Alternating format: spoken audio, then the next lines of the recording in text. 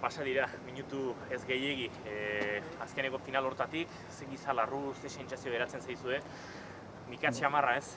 Bai, esan pixkat ikututa, azkenean helburua domina bat lortzea zen, eta bueno, zoritxarrez seigarren geratu geha, eta ezin izan dugu helburua bete. Behin da berez esan duzu aitzakirik jarri nahi ez duzuela, baina egia da, nabiegazio ikusita, Pako eta zu entzun da, gaur haizeak eragin pixat izan duela 8. kale horretan ez? Bai, ez dugu nahi aitzakirik jarri, baina bai, egia esan final handian, nik uste kalerik txarrenen joan garela, 8. kalean, haizeri gehien jotzen zuen kalean. Baina, bueno, hau piraguismoa da, aire librean egiten den kirol bat, eta pista guainana kapritxosoa da. Así que, bueno, azkenean gure estrategia final erdietan indar pixka gorretzea zen final handira begira, eta laugarren zelkatu gera. Egia esan, orain pena pixka batekin final erdietan ez gehiago iztutu izana eta pixka aurrero geratu, eta bueno, gero final handian kale zentratuago bat, edo bestaldeko kale batean joateko aukera hori galdu izana.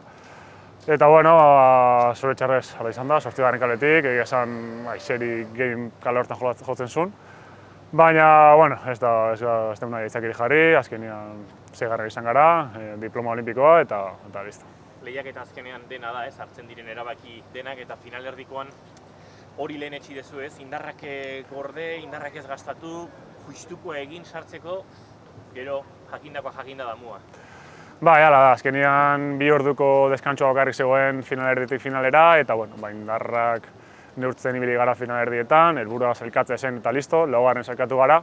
Eta guri beti gustatzen zaigu iskinetako kaletatik jutea, ze gure estropa egiten dugu, inongo normalean indartzunak erditik jutea dira, eta ez zaigu gustatzen interferentziarik izatea, gure estropa egitea gustatzen zaigu, gurean zentratuta. Eta, hasiera batean, beren zitzaigun 8. kaletik joatea, baina, gero eguna hola irten da, egia esan guztu bestaldeko kalea, kale bat, 2, 3, 4, askoz ere babestuagoak zeuden. Eta, ematen dugu 2 estropa ditugula gure aurkaren aurka, gehi haizearen aurka. Baina, beste estropa batzuetan haizea gure alde izan da, eta emaitza on lortu dugu. Eta gaurkoan, sorte txarra izan dugu, eta haizea aurka izan dugu. Así que, burua lasaiz, daukagun honen eman deu, eta listo. Hori bintzat geratzen zaizu ez, bideo honetan, ziklo olimpiko honetan, maila ikaragarri erakutsi duzuela, egia da gaur berretsi nahi zenutela maila hori, baina barruan zegoen guztia, lana, hori dena egin duzuela. Bai, zikloa nahi genuen borobildu, bagenekien ziklo polita izan dela, emaitza oso honekin, eta emaitza hon batekin nahi genuen bukatu, dominio batekin nahi genuen bukatu Tokion.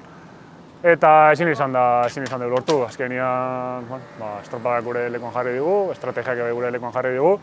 Baina, gu kontzientzia lasai dugu, daukagun honen eman dugu, bai entrenamentotan, bai estropada guztietan, eta alde horretik, burua lasai dugu.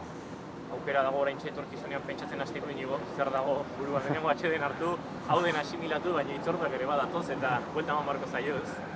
Momentu bantan ez detek esan etorkizunera begira zer ikusten. Deskantsu hartu, udara aprobetxatu, geratzen dena, indar berritu eta gero ikusiko da.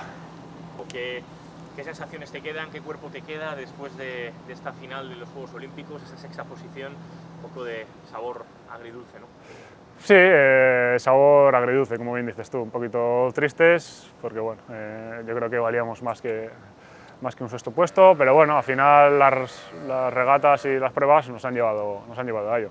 Al final hemos optado por una estrategia de ahorrar fuerzas en semifinales para luego estar al 100% en la final, ya que solo había 2 horas de descanso.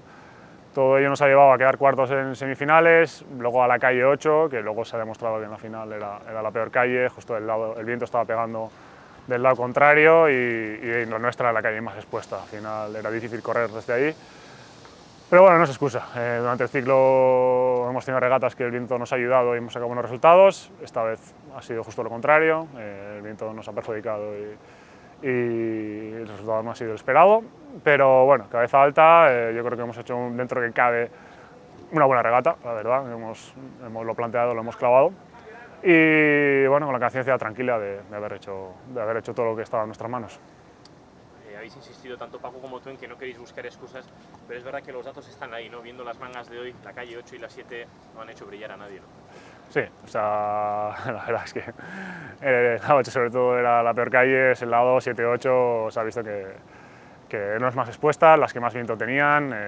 Nosotros mismos a nosotros nos ha costado llevar la piragua en el centro de la calle, todo el rato tenía que ir Paco corrigiendo el timón, nos iba escurando hacia la izquierda y bueno, pues, ha sido una pena y ya está, son condiciones de regata y ya está. Al final la competición es todo, ¿no? Todas las decisiones y estrategias que se toman, vosotros habéis priorizado guardar fuerzas. Es verdad que en una jornada en la que la semi y la final estaban también muy cerca, ¿no? Sí, yo creo que al final el objetivo era ahorrar fuerzas y llegar al 100% a la final, pensando que la pista iba a estar más equilibrada en todas las calles y que iba a ser una pista justa. Y no hemos ido ni buscando calle ni nada. De hecho, no nos importa ir por las calles de las esquinas porque nos gusta ir centrados en nuestra prueba, sin interferencias de las calles centrales y solemos ir más centrados en lo nuestro. Pero bueno, la verdad que luego se ha demostrado en las otras pruebas, en la nuestra, que las 7 y 8 no corrían nada. Así que bueno, es una circunstancia más de carrera que es lo que hay. Así que hemos dado todo y ya está. ¿Hay capacidad ahora mismo para pensar en el futuro o todavía esa cabeza necesita asentar todo y descansar? No, la verdad es que no. Estamos tocados, la verdad, y bueno, necesitamos descanso, aprovechar lo que queda de verano, cargar pilas y bueno, y luego ya el futuro ya se verá.